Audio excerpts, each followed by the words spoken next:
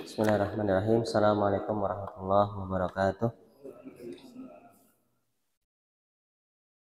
Innal hamdalillah nahmaduhu wa nasta'inuhu wa nastaghfiruh wa na'udzu billahi min syururi anfusina wa min sayyiati a'malina.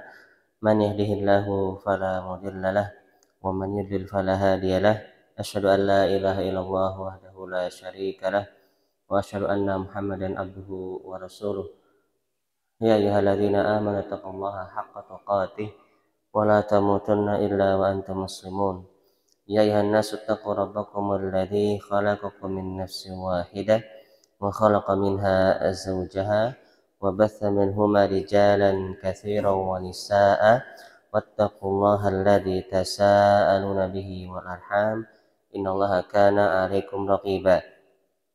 Ya ayyuhalladzina amanu taqullaha wa qulu qawlan sadida yuslih lakum a'malakum wa yaghfir lakum dhunubakum wa man yuti'illaha wa rasulahu faqad faza fawzan 'azima. Amma ba'du fa inna asdaqal hadithi kitabullah wa khairal hadi hadi Muhammad sallallahu alaihi wasallam wa syarrul umuri muhdatsatuha wa kullu muhdatsatin bid'ah wa kullu bid'atin dhalalah wa kullu dhalalatin finnar. Hadirin rahimakumullah, Bapak sekalian jamaah Masjid Al-Furqan, semoga Allah berikan keberkahan, Allah berikan keistiqomahan di atas dinul Islam. Alhamdulillah kita bersyukur pada Allah SWT pada pagi hari yang berbahagia ini bisa berkumpul di masjid yang kita cintai, melaksanakan sholat subuh berjamaah. Insya Allah kita lanjutkan dengan kajian fikih muamalah. Sebelumnya kita sudah mengkaji bab riba beserta beberapa contohnya di kitab Muamalat Al-Masrafiyah ya. Nah, kemudian saya akan melanjutkan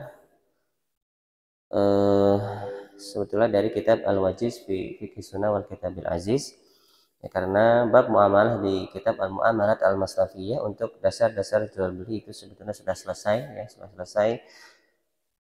tinggal penjelasan beberapa fikih yang berkaitan dengan produk-produk perbankan. Nah, itu saya kira bisa kita skip dulu ya, sebelum kita menambah beberapa usul ya, beberapa prinsip yang saya pikir penting untuk ditambahkan dari kitab Al-Wajiz fi Fiqh Sunnah wal Kitabil Aziz, dari Kitabul Buyu' di bab muamalah.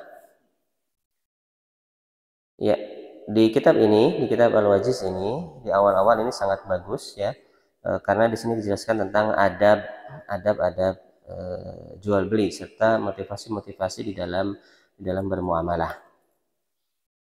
Ya, dari mulai ta'rifuha, definisi al-buyu' ya. Di kitab ini dijelaskan tentang definisi al-buyu' dengan sangat bagus sekali. Ya, ini jam'u bai'in. Ini al-buyu' itu, jual beli itu merupakan bentuk plural ya, atau bentuk jamak dari kata bai'.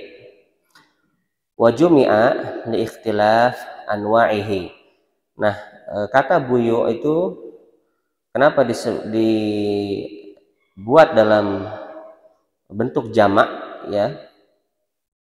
Karena menunjukkan banyak jenis ya dari jual beli. Wal bai'u, apa yang dimaksud dengan al bai'u? Naqlu milkin ilal ghair bisaman. Ini memindahkan kepemilikan kepada orang lain dengan adanya harga ya, atau dengan imbalan. Wasyira'u qabuluhu, dan membeli ya, pembelian merupakan bentuk penerimaan dari menjual. Wa yutlaqu kullun minhuma 'alal akhar. Nah, setiap disebut salah satu dari kedua kata tersebut, maka itu sudah mencakup dari makna jual beli, yaitu al-bai'u ya. Kalau disebut kata al-bai'u di dalam kitab-kitab fikih muamalah ya, meskipun secara arti bahasa merupakan menjual ya, tapi sudah berarti mencakup makna beli. Ya, demikian pula di dalam bahasa Indonesia, jual beli itu biasanya disebutkan menjadi satu frasa khusus ya, jual beli. karena merupakan aktivitas yang merupakan timbal balik. Masru'iyatuha, disyariatkannya jual beli di dalam Al-Qur'an. Allah SWT berfirman, wa halallahu al-bai'a wa harrama ar-riba, dalam surah Al-Baqarah yang sering kita bahas di kajian ini ya. Ini merupakan dasar tentang halalnya akad jual beli dan yang menjadi lawan dari transaksi riba. Allah telah menghalalkan jual beli dan mengharamkan riba. Nah, di ayat ini turun, ya asbab nuzul ayat ini sudah pernah saya jelaskan di sini ya. Ayat ini turun berkaitan dengan klaim orang-orang jahiliyah yang menuduh bahwasanya jual beli itu sama dengan riba. Nah, jual beli yang dituduh oleh orang-orang jahiliyah ketika itu yang dianggap sama dengan riba adalah jenis jual beli kredit ya, di mana harga kredit lebih mahal ketimbang harga tunai. Ya, karena mereka menganggap jual beli kredit model ini itu ada pertambahan harga ya dengan bertambahnya tenor atau waktu cicilan. Nah, ini dianggap sama oleh orang-orang jahiliyah. Maka Allah bantah dengan turunnya ayat ini, yaitu Allah telah menghalalkan jual beli dan mengharamkan riba. Bahwasanya jual beli dan riba itu sangat berbeda. Ya, sedikitnya ada dua perbedaan ya, di dalam kasus ini, di dalam ayat ini antara jual beli dengan riba. Yang pertama, bahwasanya jual beli itu merupakan pertukaran antara uang dengan barang. Nah, itu yang harus kita ingat terus ya, untuk membedakan mana jual beli mana riba ya. Bahwasanya jual beli itu adalah adanya tukar menukar antara uang dengan barang, sedangkan riba itu adalah pertukaran antara uang dengan uang. Itu perbedaan yang signifikan. Perbedaan yang kedua antara jual beli dengan riba ya, bahwasanya jual beli adanya pertanggungan ya, resiko atas barang yang dijadikan objek, sedangkan pada riba tidak ada resiko ya untuk menjadikan barang yang ditransaksikan menjadi uang, karena yang ditransaksikan sudah berupa uang. Nah, itu perbedaan antara jual beli dengan riba. Kemudian Allah SWT berfirman di dalam surat An-Nisa ayat 29, ya ayyuhalladzina amanu la ta'kulu amwalakum bainakum bil batil illa an takuna tijaratan an taradim minkum. Nah, wahai orang-orang yang beriman, janganlah kalian memakan harta sesama kalian dengan cara yang batil kecuali dengan jalan perniagaan dengan saling ridha ya di antara kalian. Nah, di ayat ini menjadi dasar yang penting di dalam muamalah. Ini sudah bagus sekali ya Syekh Abdul Azim Al-Badawi membawakan kedua ayat ini di dalam muqaddimah Kitabul Buyu ya, di kitab Al-Wajiz fi Fiqh Sunnah, karena dua ayat ini merupakan prinsip ya, usul di dalam jual beli yang membedakan antara jual beli dengan riba, kemudian yang membedakan antara jual beli dengan gharar ya, dan yang membedakan antara jual beli dengan memakan harta orang dengan cara yang batil. Jadi di dalam syariat Islam kita tidak boleh mengambil harta orang lain ya kecuali dengan jalan perniagaan atau jual beli. Nah, jadi kita harus memperhatikan mulai dari sekarang mata pencaharian kita, setiap benefit, setiap profit ya, setiap keuntungan yang kita ambil itu harus memiliki underlying jual beli. Ya, harus memiliki dasar jual beli atau jasa. Enggak boleh ada pungutan biaya apapun ya yang kita minta dari pihak lain ya, dari orang lain tanpa adanya dasar jual beli. Nah, contoh yang paling sering terjadi itu misalnya di pendaftaran sekolah. Nah, di pendaftaran sekolah itu kan ada banyak biaya itu ya, ada pendaftaran, ada uang pangkal, ada SPP, ada macam-macam.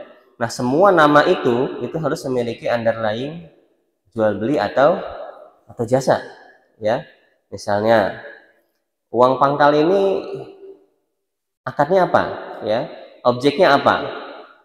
Uang pangkal misalnya bisa kita jadikan objek ini adalah sewa misalnya pendidikan dasar ya, sekolah dasar selama 6 tahun, seluruh fasilitas yang ada di sekolah. Ya, jadi dari mulai kelas, kemudian ruang-ruang yang lain, ya, taman, ya, kemudian ruang belajar, ya. Nah, ini ibarat sewa, ya, seperti kita misalnya masuk ke wahana wisata, ya. Nah, itu bisa dijadikan sewa berdasarkan apa? Akad ijarah, ya, akad jasa, speknya jelas, fasilitasnya jelas, kemudian waktunya jelas, berapa lama periode pendidikan. Nah, itu bisa dijadikan objek untuk misalnya uang pangkal. Ya, karena kalau akad itu hanya sebuah nama, ya. Tapi konsekuensinya apa dari akad itu? Kita harus bisa melihat objek yang diakadkan dalam sebuah transaksi. Kemudian contoh yang berikutnya, uang SPP, ya, uang SPP. Nah, uang SPP itu objeknya apa? Ya, dia adalah misalnya jasa pengajaran, ya, jasa pengajaran guru, ya, jasa pengajaran guru. Yang tidak termasuk ke dalam jasa uang pangkal tadi, jasa fasilitas. Nah, kemudian uang pendaftaran. Nah, uang pendaftaran ini objeknya apa? Nah, ini yang sering terjadi pungli sebetulnya. Ya, banyak pungli di dalam uang pendaftaran sekolah. Ini yang saya perhatikan. Pendaftaran sampai bernilai mungkin ratusan ribu atau bahkan ada yang jutaan. Ya, saya tanya kepada para pemilik yayasan, ini apa objeknya? Ya, objeknya pendaftaran ini apa? Ya, apakah ada jasa di situ?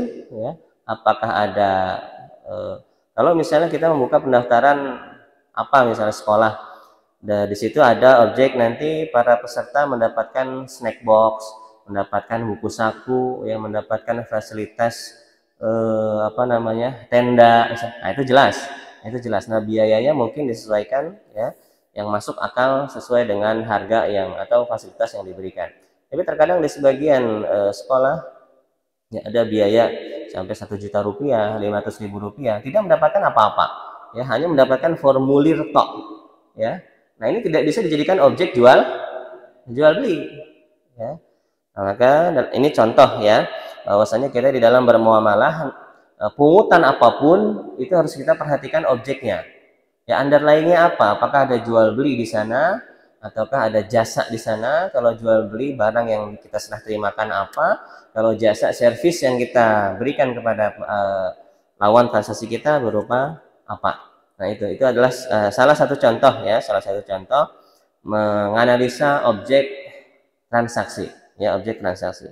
Jadi setiap pungutan, ya, setiap pembayaran, ya, yang kita terima dari orang lain itu harus memiliki underlying atau dasar jual beli atau jasa. Karena kalau tidak akan termasuk di dalam memakan harta orang lain dengan cara yang batil, ya, yang disebutkan di dalam surat ini, di dalam surat An-Nisa ayat 29.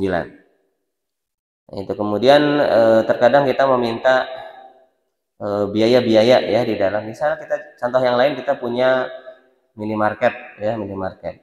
Di situ kita buat semacam member, ya, semacam member, di mana konsumen harus bayar sekian puluh ribu atau sekian ratus ribu untuk masa keanggotaan 1 tahun misalnya.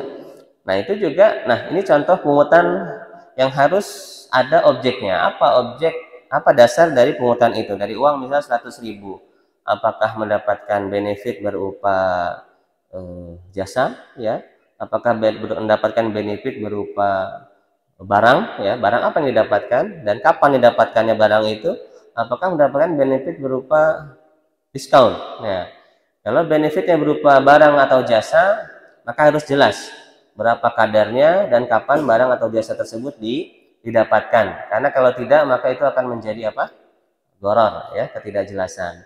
Tapi kalau benefitnya berupa diskon, ya, nah, maka ini merupakan riba, ya, karena meminta pembayaran uang untuk timbal balik berupa potongan uang, ini merupakan pertukaran uang dengan uang, ya, dan ini merupakan riba. Ya, contoh yang lain, ya, banyak sebetulnya masyarakat di sini mempraktekkan pungli, ya, pungutan yang tidak memiliki dasar underlying jual beli atau jasa. Contoh yang lain, pendaftaran keagenan, ya, pendaftaran keagenan ini sering terjadi. Kita meminta kepada calon agen untuk membayar biaya approval atau biaya keagenan. Misalnya untuk agen produk makanan di daerah Pakuan Regensi ini ya harus membayar senilai biaya misalnya biaya keagenan 1 juta. Ya, nah dengan biaya 1 juta ini nanti Anda mendapatkan terregistrasi sebagai agen kita, kemudian mendapatkan potongan harga senilai 40-50%, ya, mendapatkan toolkit, tool marketing, terus mendapatkan, nah ini harus jelas ya, biaya 1 juta itu apakah hanya bertimbal balik tools marketing ya, ataukah bertimbal balik potongan harga ya, ataukah bertimbal balik apa ya, di sini harus disebutkan secara jelas. Nah, itu contoh-contoh di lapangan ya tentang pungutan-pungutan yang harus diperjelas lagi apa timbal baliknya. Karena kalau tidak akan terancam ya mengambil harta orang lain dengan cara yang batil. Nah, ini prinsip yang agung sekali di dalam muamalah yang harus kita pahami. Kalau kita memahami prinsip ini, insya Allah kita banyak terhindar dari keharaman-keharaman di dalam bermuamalah, yaitu setiap pungutan yang kita terima atau kita bayarkan, kita harus mengetahui objeknya, ya, harus mengetahui dasarnya, apakah jual beli atau jasa. Kalau jual beli, mana objek jual belinya, ya, kalau jasa, mana yang menjadi objek jasa tersebut. Nah, ini. Kemudian dasar dibolehkan jual beli ya dari hadis Hakim bin Hizam radhiyallahu anhu ya. Beliau adalah keponakan dari ibunda Khadijah ya, atau boleh dibilang keponakan Nabi juga ya, keponakan Nabi Shallallahu alaihi wasallam. Qala beliau bersabda, al-bay'an bil khiyar ma lam yatafarraqa. Akad jual beli itu ada hak khiyar selama mereka belum berpisah ya di dalam majlis transaksi. Nah, hadis ini juga mengisyaratkan tentang sahnya akad jual beli ya yang dibuat antara kedua belah pihak. Kemudian dalil dari sisi ijma ya tentang bolehnya jual beli. Wajma'a al-muslimun ala jawazil bai', ya, kaum muslimin telah berijma tentang bolehnya jual beli ya. Wal hikmatu taqtadhihi, dan secara hikmah menuntut ya dibolehkannya akad jual beli. Lianna hajatal insan tata'allaqu bima fi yadi sahibihi ghaliban, karena hajat kebutuhan manusia itu bergantung kepada apa yang ada di tangan saudaranya ya. Nah, jadi akad jual beli itu memang harus dibolehkan. Kenapa? Karena kita tidak mungkin hidup ya sendiri ya, karena manusia, kita hidup sebagai makhluk sosial dan membutuhkan orang lain untuk menyediakan barang dan jasa yang kita butuhkan. Ya, kemudian al-hafu ala al-makasib, anjuran untuk mencari mata pencaharian ya. Dalam hadis ini setelah dijelaskan tentang dasar-dasar dibolehkannya jual beli, kemudian ayat-ayat dan hadis Nabi Shallallahu alaihi wasallam yang menjadi prinsip atau usul di dalam menjual beli, kemudian dijelaskan tentang adab-adab di dalam mencari rezeki dan anjuran-anjuran di dalam bermuamalah. Anil Miqdam radhiyallahu anhu anin Nabi Shallallahu alaihi wasallam qal, hadis dari Miqdam dari Nabi Shallallahu alaihi wasallam, beliau bersabda, ma akala ahadun ta'aman qattu khairan min an ya'kula min amali yadihi. Jadi kata Nabi Shallallahu alaihi wasallam, apa yang dimakan, ini sesuap makanan yang dimakan oleh seorang hamba ya, yang paling baik adalah apa yang dia cari dari hasil kerja tangannya sendiri ya. Ini di sini Nabi SAW menyebutkan tentang keutamaan kerja dari hasil tangan sendiri ya, tidak mengandalkan meminta-minta kepada orang lain. Wa inna Nabi Allah Dawud alaihi salam kana ya'kulu min amali yadihi, karena sesungguhnya Nabi Dawud saja ya alaihi salatu wassalam kana ya'kulu min amali yadihi, beliau makan dari hasil kerja tangannya sendiri. Nah, kenapa di sini Nabi SAW memisalkan Nabi Daud? Nabi Daud aja kerja, bahasanya seperti itu.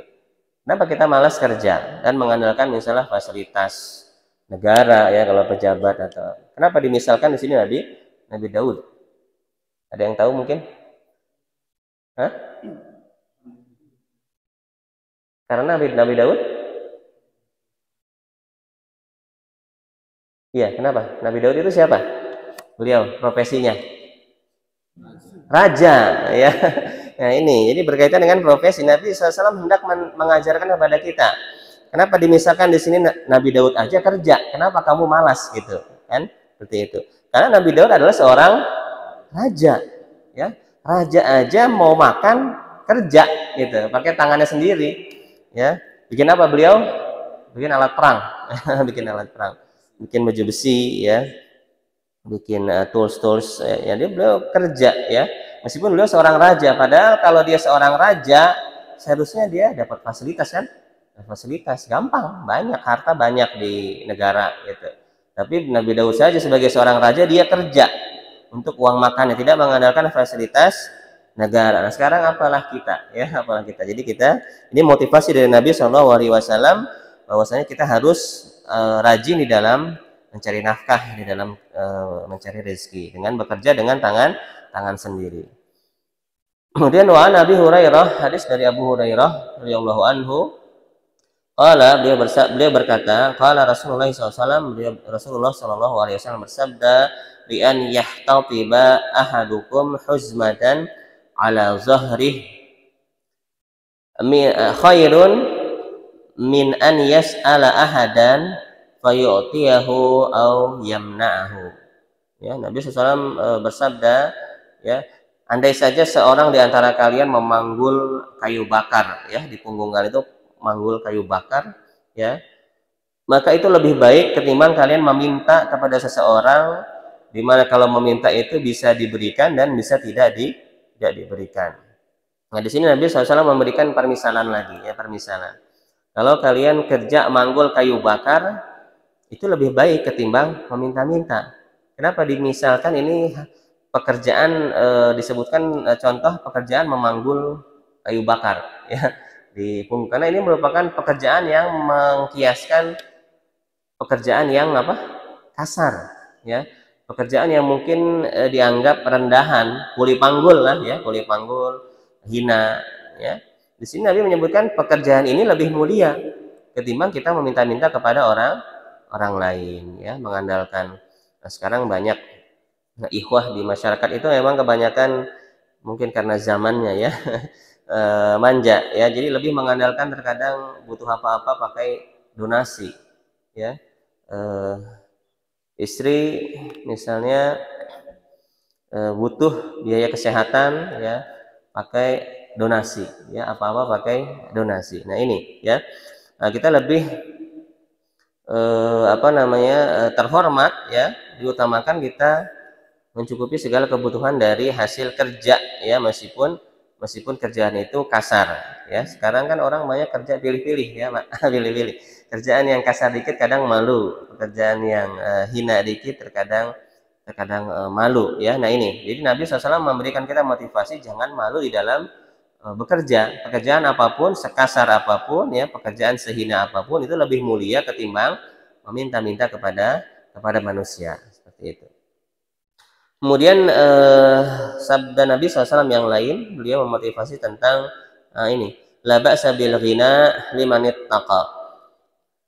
Tidak mengapa menjadi kaya, ya, bagi orang yang bertakwa. Jadi menjadi kaya itu tidak hina. An Mu'ad bin Abdullah bin Khubayb an abihi an ammihi qala Rasulullah sallallahu alaihi wasallam, Rasulullah sallallahu alaihi wasallam bersabda, la ba'sa bil ghina liman ittaqa. Tidak mengapa kita menjadi kaya, ya, bagi orang-orang yang bertakwa. Ya, kenapa? Karena ketika seseorang itu ditimpa musibah, ya, kekurangan dari sisi harta, maka biasanya yang akan pertama dikorbankan adalah prinsip-prinsip agamanya.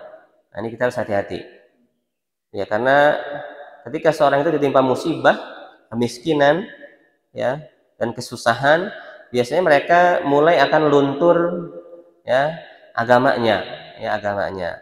Maka di tempat-tempat bencana biasanya banyak misionaris, ya, banyak misionaris. Orang-orang yang tertimpa musibah, bencana, hilangnya harta, ya, maka biasanya lebih mudah untuk menggadaikan prinsip-prinsip agama. ya, maka kita boleh ya, tidak tercela bagi kita berusaha untuk menjadi seorang yang kaya, ya, bekerja keras ya untuk menjadi orang yang kaya, karena kekayaan bagi orang yang bertakwa itu bermanfaat sekali ya, bermanfaat sekali. Wasihatu liman ittaqa khairun minal ghina. Jadi sebetulnya yang penting itu takwanya dulu ya.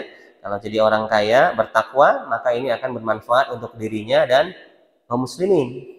Ya, bermanfaat untuk dunia si orang yang kaya ini, untuk akhiratnya, dan bermanfaat untuk umat, untuk kaum muslimin ya, untuk membantu kaum muslimin yang lemah, para duafa ya. Wasihatu liman ittaqa khairun minal ghina. Dan kesehatan bagi orang yang bertakwa itu lebih baik dari ketimbang kekayaan. Nah, ini harus Nabi menjelaskan tentang tingkatan-tingkatan keutamaan aset ya bagi orang yang bertakwa. Ya, memang kekayaan itu penting, tapi ada yang lebih penting dari kekayaan, apa itu? Yaitu kesehatan. Ya, karena kalau orang udah sakit, duit itu nggak ada harganya, Pak. Ya, duit itu nggak ada harganya kalau udah sakit. Kadang biaya pengobatan luar biasa, ya, ratusan juta, luar biasa. Ya. Kadang kalau sudah sakit itu semua rela kita gadaikan, jual rumah, jual mobil demi sehat, ya. Maka kesehatan itu betul ya kata Nabi, kesehatan itu lebih baik ketimbang kekayaan bagi orang-orang yang bertakwa. Kemudian ada lagi yang lebih baik, watibun nafsi minan naim, dan baiknya jiwa itu juga merupakan kenikmatan. Nah, apa maksudnya? Zaman sekarang mulai terlihat betapa warasnya akal itu merupakan hal yang mahal. Banyak orang-orang yang nggak waras zaman sekarang ya. Banyak orang-orang yang tidak waras, banyak orang-orang yang contohnya yang banyak yang menjadi buzzer ya, yang menggadaikan akalnya ya, kaum-kaum open minded ya, kaum-kaum yang otaknya terbuka sehingga loncat dan keluar ya, hilang akalnya. Nah, ini jadi kewarasan akal itu merupakan kenikmatan. Kita menjadi orang yang waras, melihat sesuatu yang salah, melihat sesuatu yang kezaliman ya zalim, melihat sesuatu yang baik. Cuma sekarang kan kebalak-balik. Kadang yang baik dikesan di branding buruk, yang buruk di branding baik. Nah, ini yang dimaksud oleh Nabi SAW, bahwasanya kebaikan jiwa ini merupakan kenikmatan. Karena banyak orang yang terkadang akalnya ya, kaum open minded ya, itu hilang otaknya dan tidak waras. Nanti Allah berikan kewarasan. Tidak Allah berikan kewarasan. Ini kita harus bersyukur kalau kita masih diberikan karunia dari Allah, melihat sesuatu keburukan itu buruk, melihat suatu kebaikan itu baik, maka kita masih dikaruniakan sifat waras ya.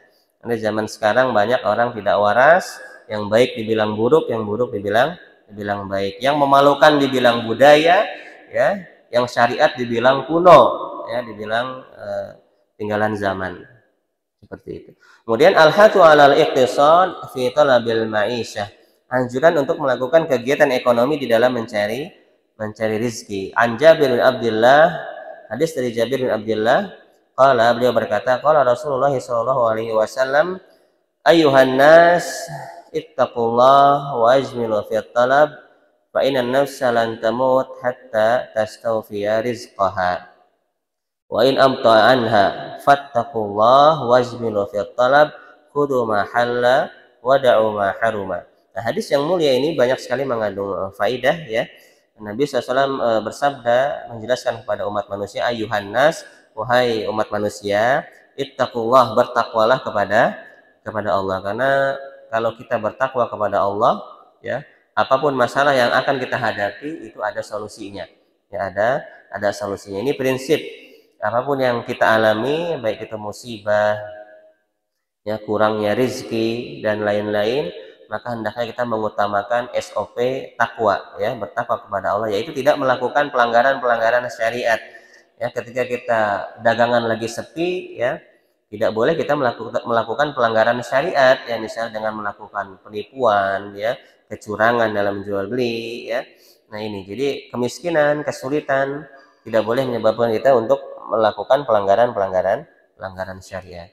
Ayuhan nas ittaqullah, kata Nabi, bertakwalah kepada Allah, wajmilu fi talab, dan perbaguslah cara di dalam mencari rezeki. Ya, jadi kalau kita kesulitan, perbagus ya cara mencari rezeki kita. Jangan-jangan kita belum paham ilmu marketing ya. Jangan-jangan kita belum paham halal haram ya di dalam muamalah. Ya, karena di dalam berbisnis itu wajib paham muamalah dulu, baru terjun ke dalam bisnis. Kalau tidak pasti akan terkena keharaman ya. Fa innan nafsa lan tamut hatta tastawfiya rizqaha, karena manusia tidak akan mati sampai dicukupi semua jatah rezekinya. Nah, hadis ini ya, lafaz ini merupakan motivasi bagi kita ya untuk tidak menyerah. Ya, untuk tidak menyerah di dalam mencari rezeki. Artinya rezeki itu tidak kemana, ya, tidak kemana.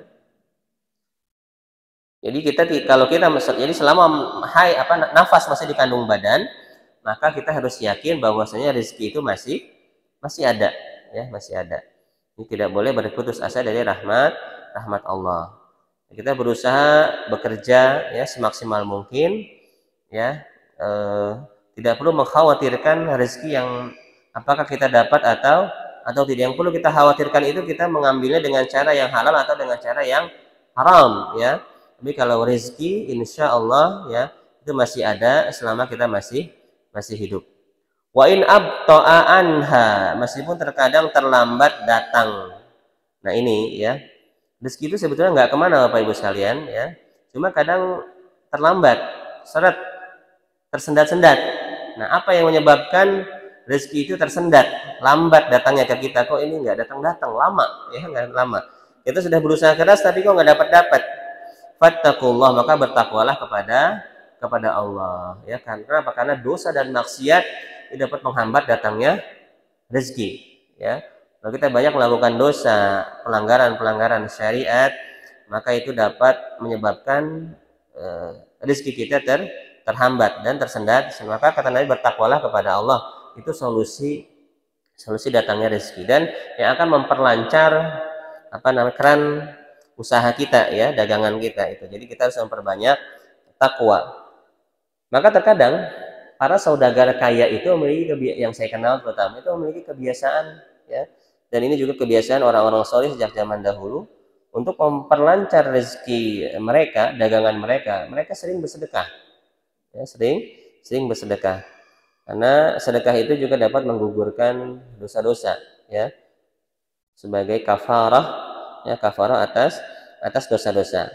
Nah, kadang kita lupa melakukan dosa ya, lupa beristighfar, maka itu bisa kita hilangkan dengan kebaikan, karena kebaikan itu dapat menggugurkan hal-hal yang buruk ya. Maka banyak bersedekah, insya Allah dapat menghilangkan sumbatan di dalam rezeki kita. Fattaqullah wajbiru fit talab, bertakwalah kepada Allah dan perbagus cara di dalam mencari rezeki. Bagaimana memperbagus cara ya di dalam mencari rezeki? Yaitu khudu ma halal wa da'u ma haruma, ambillah yang halal dan tinggalkanlah yang haram ya. Jadi di antara sebab yang menghambat datangnya rezeki kepada kita adalah kita terkadang memakan sesuatu yang haram ya. Kadang kita nggak tahu di dalam tata cara kita berdagang, berjualan, itu ada hal yang dilarang di dalam syariat, maka itu dapat menghambat datangnya rezeki, yang membuat barang kita tidak laku ya. Kita harus introspeksi, jangan-jangan cara jualan kita ini nggak benar ya, cara jualan kita ini ada yang diharamkan ya, jangan-jangan seperti itu.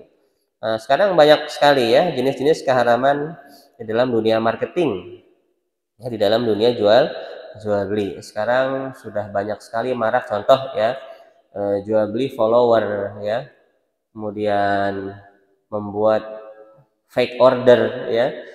Di semua lini jual beli itu ada kecurangan, sampai seperti ojek online juga saya ternyata melihat di lapangan masyarakat banyak kecurangan. Ada istilahnya tuyul, pernah dengar? Tuyul itu istilah yang masyhur di kalangan ojek online. Mereka pakai bot tuyul, jadi di aplikasi itu mereka kelihatannya lagi kerja padahal ngetem. Iya, ada seperti itu. Ada fake order, itu namanya pakai tuyul, istilah tukang ojek itu, istilah tukang ojek. Ada fake order, jadi misalnya di GoFood, di akun GoFood kita atau di toko online kita ya, itu kita bikin banyak akun, saudara, teman, suruh order ya, untuk menaikkan rating ya, menaikkan rating. Kalau di toko online atau di marketplace Itu jual beli akun-akun premium, akun-akun official, akun-akun star seller. Nah, itu diperjualbelikan. Atau dia membuat banyak akun, beli HP banyak, ya, beli HP banyak, bikin akun. Nah, itu saling mereview untuk menimbulkan traffic, ya. Nah, ini nggak boleh. Ini namanya reputasi palsu, ya. Dalam muamalah namanya bai'un najas, ya. Jual beli najas. Nah, itu reputasi palsu, membuat akun palsu, ya, follower palsu, traffic palsu, ya, fake order segala macam, ini nggak boleh, ya, nggak boleh dalam syariat. Kadang hal-hal yang seperti itu kaum muslimin juga masih banyak yang melakukan dan tidak sadar kalau itu sebuah keharaman. Emang itu haram ya? Banyak yang nanya ke saya, emang itu haram ya kayak gitu. Tanya saja ke dalam diri sendiri, bohong itu dosa apa tidak? Gitu kan? Itu hal yang simpel. Kita bohong, menipu reputasi kita, ya. Apakah itu sebuah dosa atau tidak? Nah, kemudian kata Nabi SAW, al-hasu ala sidqi wa tahdzir minal kadzib. Anjuran untuk berlaku jujur. Nah, ini. Dan peringatan bagi orang yang melakukan kedustaan. Hadis dari Hakim bin Hizam radhiyallahu anhu dari Nabi sallallahu alaihi wasallam, Nabi SAW bersabda, al-bay'an bil khiyar ma lam yatafarraqa. Ini hadis yang tadi, ya. Jual beli itu ada hak khiyar selama belum berpisah. Fa in sadaqa wa bayyana burika lahuma fi bai'ihima. Nah, ini kita perhatikan. Fa in sadaqa, kalau si penjual itu jujur, wa bayyana, dan menjelaskan spek barang dengan terus terang, jujur, aib-aibnya apa, cacat-cacatnya apa, kekurangannya apa, kalau kelebihannya apa, jujur dia menjelaskan kelebihan dan kekurangan barang, burika lahuma fi bai'ihima, maka jual belinya akan diberikan keberkahan. Nah, ini, ya, bermanfaat atau tidak hasil jual beli itu terkadang bergantung cara kita berjualan, ya. Kadang kita jualan closing banyak tapi duitnya nggak kelihatan, ya, duitnya nggak kelihatan kemana, habis begitu saja, ya. Mungkin di situ hilang keberkahan karena kita tidak mengaplikasikan adab-adab jual beli. Nah, di antara adab-adab jual beli yang mendatangkan keberkahan, ya, si penjual harus jujur dalam menjelaskan spesifikasi barang, spesifikasi kelebihan barang, kekurangan barang, ya, itu harus dijelaskan dengan jujur, ya. Maka ini akan mendatangkan keberkahan. Keberkahan itu apa? Kata para ulama, sedikitnya cukup. Itu yang namanya berkah. Ya, duit dikit tapi cukup buat beli rumah, cukup buat beli mobil, cukup, ya, buat pergi haji cukup. Itu namanya berkah, ya. Meskipun duitnya sedikit buat nguliahin anak, cukup, itu namanya berkah. Ya, kadang kita lihat, saya sering ceramah kan di beberapa daerah. Kadang ada kepala keluarga profesi cuma pedagang asongan, tukang bakso, ya, atau apa. Tapi kalau nanya ke saya, nanya di belakang misalnya habis kajian, nanya tentang perhitungan zakat mal. Asetnya nggak taunya banyak. Asetnya banyak, padahal cuma pedagang asongan atau apa. Dan ternyata dia donatur masjid yang lumayan besar, seperti itu, banyak. Padahal profesinya cuma pedagang gitu, pedagang bakso atau apa. Nah, kadang sebaliknya banyak yang kita lihat rumahnya besar, ya, kerjaannya kantor, apa namanya, ya, baguslah, eksekutif gitu, ya, eksekutif. Ternyata utangnya miliaran, asetnya nggak ada, ya, asetnya yang lebih besar hutang ketimbang aset. Nah, ini jadi kadang kita tidak bisa melihat orang sesuai. Nah, ini jadi kadang ada pekerjaan yang mungkin menurut logika kita itu rendahan, tapi karena berkah, ya, karena berkah, maka sehingga neracanya namanya keuangan si orang tersebut positif, ya. Dia nggak punya utang, bisa pergi haji, ya, punya aset banyak. Ini karena keberkahan. Kadang kita lupa mengaplikasikan keberkahan adab-adab di dalam jual beli. Wa in katama, kalau si pedagang itu tidak jujur, ya, menyembunyikan aib, ya, atau spek yang tidak bagus dibilang bagus, ya, muhiqat barakatu bai'ihi, maka akan dicabut keberkahan jual belinya. Nah, jual beli kalau meskipun closing, ya, meskipun terjual, meskipun laku, kalau dicabut keberkahan, yakin duit itu nggak akan kerasa, hilang, ya, kayak keran air, ya, ya, kita ngocorin air, hilang begitu saja duit seperti air, ya. Nah, ini musibah ketidakberkahan harta, ya ini justru akan menjadi bencana bagi si pemiliknya. Karena Bapak Ibu sekalian, sebagaimana yang pernah saya jelaskan di kitab Dawabit Riba yang ditulis oleh Syekh Sulaiman Ar-Ruhaili, duit itu punya kesialan, sial, bawa sial. Duit itu bawa sial. Meskipun itu duit halal, ya, maka kesialan ini bisa dihilangkan kata para ulama dengan mengeluarkan sedekah, zakat. Nah, supaya duit ini nggak bawa kita sial, misalnya bikin kita sakit malah jadi berobat gitu kan, atau kita harus rajin mengeluarkan sedekah, karena sedekah ini akan menghilangkan sifat sial pada duit, ya, pada harta. Sebaliknya kalau harta itu haram, ya, harta riba atau harta dari hasil keharaman, itu kesialannya nggak akan hilang meskipun kita sedekahin, kita keluarin zakat, ngasih ke masjid. Tapi kalau harta itu harta dari jalan yang haram, maka kesialan itu akan menyertai si pemegangnya, ya, bikin penyakit, ya, bikin anak istri sakit. Itu dituliskan di dalam kitab Syarah Surat Al-Baqarah di kitab Dawabit Ar-Riba Syekh Sulaiman Ar-Ruhaili.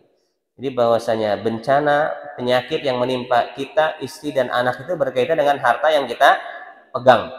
Duit kita ini berkah atau tidak? Duit kita ini halal atau tidak? Kalau kita sering megang duit haram, yakin anak istri sering sakitan, seperti itu. Itu disebutkan di kitab-kitab para ulama. Maka kita memperhatikan cara kita sebagai kepala keluarga di dalam bermuamalah, ya, karena ini akan menyebabkan berpengaruh terhadap kelangsungan hidup kita.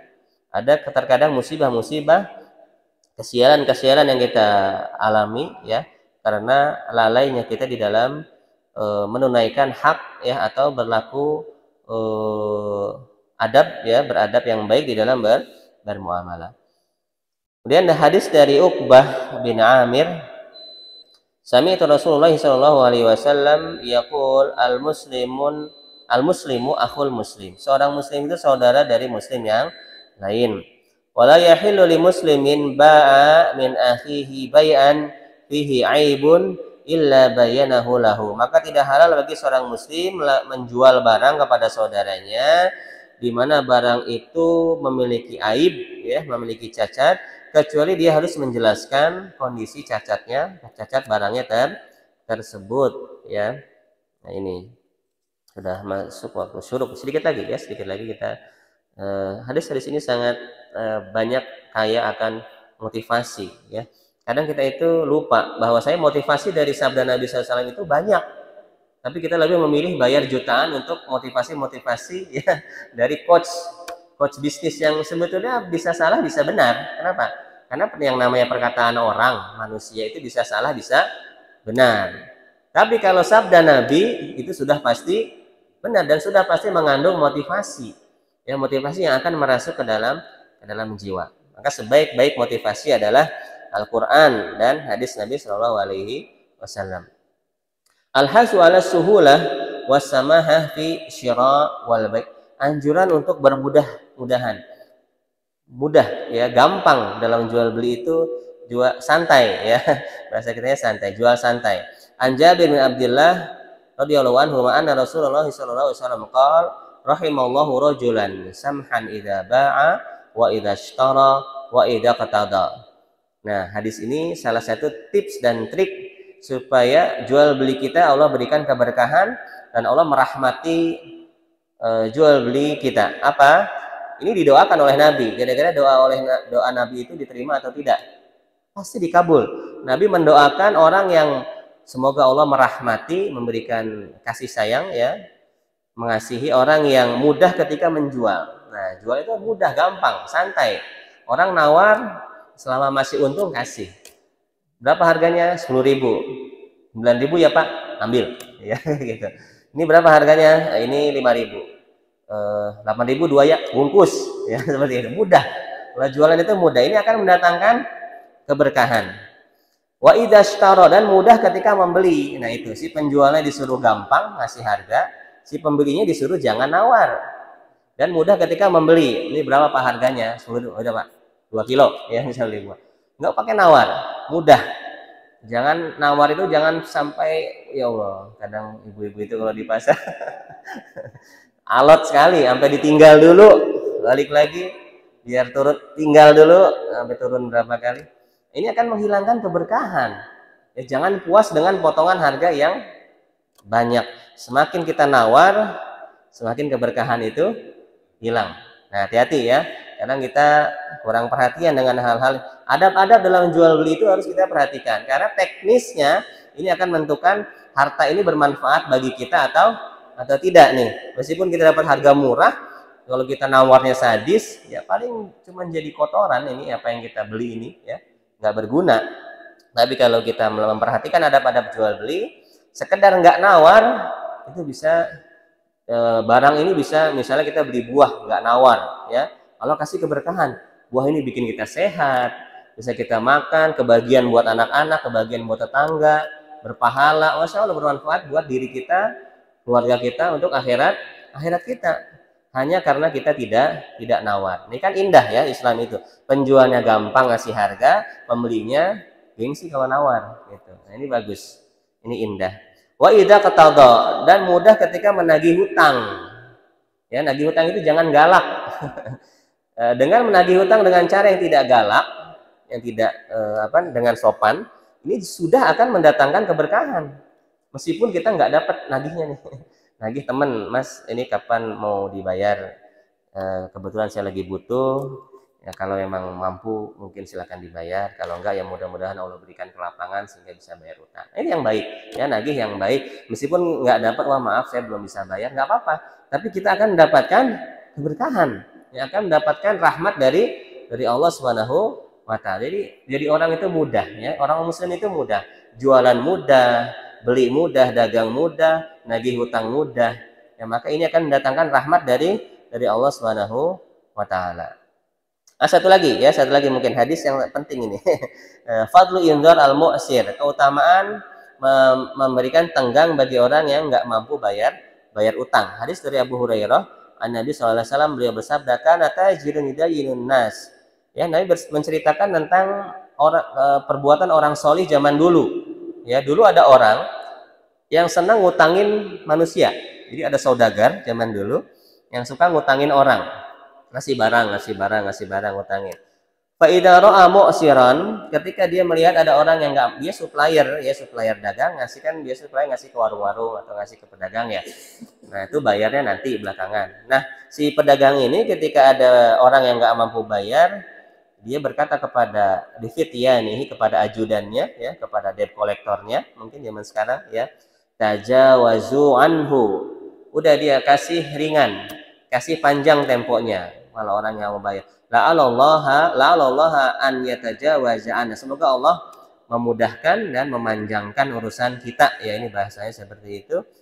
Fatajawazallahu anhu, maka Allah mengampuni semua dosa-dosa orang tersebut. Masya Allah ya, kata Nabi menceritakan tentang saudagar yang suka ngutangin orang, dan ketika ada yang nggak mampu bayar, dia gampang, udah nanti aja bayarnya, maka semua dosa-dosanya diampuni oleh Allah Subhanahu wa Ta'ala. Perhatikan, sedikit adab dalam jual beli itu akan menyebabkan pahala yang sangat besar. Maka tidak salah Nabi bersabda, at-tajir as-saduq al-amin ma'nabiyin wa siddiqin wa syuhada. Pedagang yang jujur lagi amanah, maka derajatnya nanti bersama dengan para nabi, para siddiqin, para syuhada. Itu derajat tertinggi di surga.